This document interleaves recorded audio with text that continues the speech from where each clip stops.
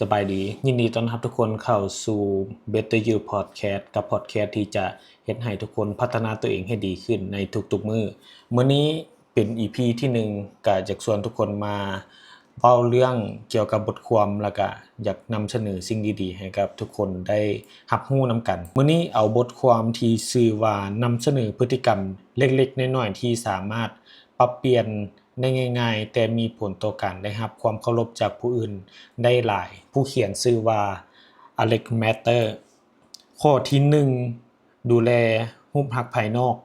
การดูแลรูปลักษณ์ภายนอกของตัวเองเช่นการตัดผมใหม่หรือว่าการแต่งตัวให้มีความเรียบร้อยมีความสะอาดสามารถเพิ่มความมั่นใจและเฮ็ดให้ผู้อื่นเบิ่งเฮาในแง่บวกได้หลายขึ้นการให้ความสำคัญกับรูปลักษณะภายนอกบ่ได้หมายความว่าเฮาจะต้องหล่อหรือว่างามที่สุดแต่คือการแสดงออกถึงความใส่ใจในรายละเอียดเล็กๆน้อยๆของตัวเองข้อที่2ควบคุมอารมณ์การตอบสนองด้วยความใจร้ายหรือว่าอารมณ์ที่มีความรุนแรงแสดงออกทางด้าน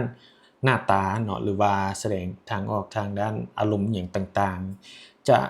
เฮ็ดให้เฮาสูญเสียความเคารพจากผู้อื่นการฝึกควบคุมอารมณ์และเว้นระยะเวลาระหว่างการรับรู้สิ่งกระตุ้นและการตอบสนองจะช่วยให้เฮาเบิ่งคือเฮามีสติและก็เป็นผู้ใหญ่หลายขึ้นข้อที่3ฟังอย่างตั้งใจการฟังอย่างลึกซึ้งและบ่ขัดจังหวะผู้อื่นเมื่อคู่สนทนาของเฮากำลังเว้าอยู่หรือว่ากำลังสนทนาอยู่แสดงถึงความเคารพและความใส่ใจความคิดของพวกเขาการให้พื้นที่ผู้อื่นได้แสดงออกหรือว่าได้เว้าเป็นวิธีที่ง่ายในการสร้างความสัมพันธ์ที่ดีข้อที่4เว้าให้ช้าลงการเว้าอย่างช้าๆหรือว่าเว้าให้ช้าลงอย่างมีสติแสดงถึงความมั่นใจและควบคุมตัวเองการเว้าไวอาจจะเฮ็ดให้เฮาเบิ่งคือบ่มีความมั่นคงและ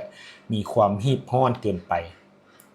ข้อที่5แสดงความจริงใจการแสดงออกถึงความจริงใจและเป็นตัวของตัวเองดีกว่าการพยายามเป็นคนที่ผู้อื่นต้องการที่จะให้เป็นการแสดงถึงความจริงใจช่วยสร้างความไว้ใจและความเคารพจากผู้อื่นข้อที่6รักษาระยะห่างทางด้านสังคมการบ่พยายามเข้าหาผู้อื่นตลอดเวลาแสดงถึงความ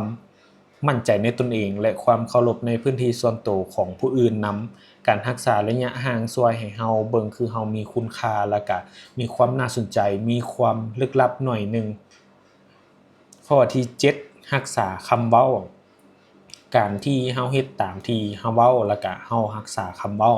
แสดงถึงความน่าเชื่อถือแล้วก็ความรับผิดชอบการที่เฮาบ่เฮ็ดตามสิ่งที่เฮาเว้าเฮ็ดให้เฮาสูญเสียความเคารพจากผู้อื่น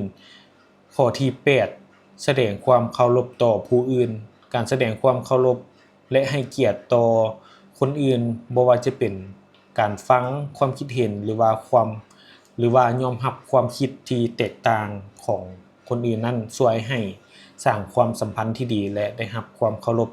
ในทางกลับกันนำข้อที่9ยิ้มและมีท่าทางที่เป็นมิตรการยิ้มและมีท่าทางที่เป็นมิตรช่วยสร้างบรรยากาศที่ดีและเฮ็ดให้ผู้อื่นรู้สึกสบายใจการแสดงออกทางด้านสีหน้าที่เป็นมิตรช่วยให้เฮาเข้าถึงคนอื่นได้ง่ายขึ้นแล้วก็ได้รับความเคารพจากคนอื่นได้ง่ายขึ้นเช่นกันข้อที่10แสดงความมั่นใจในตนเองการแสดงออกถึงความมั่นใจในตนเองบ่ได้หมายถึงว่าเฮาต้องโอ้อวดหรือว่ายิ่งยโสต้องมีแบบอีโกที่สูงอิหยังปานนั้นเนาะแต่ว่าช่วยให้ผู้อื่นเห็นคุณค่าแล้วก็ให้ความเคารพต่อคนอื่นนั่นแสดงถึงความมั่นใจในตัวเฮาเองนำเฮ็ดให้เฮามีคุณค่าแล้วก็เบิ่งคือน่าสนใจข้อที่11แสดงความขอบใจการแสดงความขอบใจและการยอมรับความช่วยเหลือจากผู้อื่นแสดงให้ถึงความถ่อมตนของเฮาแล้วก็ความเคารพในการช่วยเหลือของผู้อื่นแสดงความขอบใจช่วยสร้างความสัมพันธ์ที่ดีและได้รับความเคารพจากผู้อื่นการปรับเปลี่ยนพฤติกรรมเล็กๆน้อยๆเหล่านี้ที่เว้ามา11พฤติกรรมนี้สามารถช่วยเพิ่มความเคารพและก็ความสัมพันธ์ที่ดีจากคนอ้อมข้างเนาะบ่ว่าจะเป็นในบ่อนเฮ็ดเวียกหรือว่า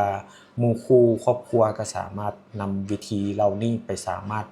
นำใช้หรือว่าปรับใช้ได้แล้วก็เป็นการสร้างความสัมพันธ์เนาะในทางด้านสังคมนั่นแหละขอบใจที่ติดตาม Better You เจอกันใหม่ EP หน้าขอขอบใจ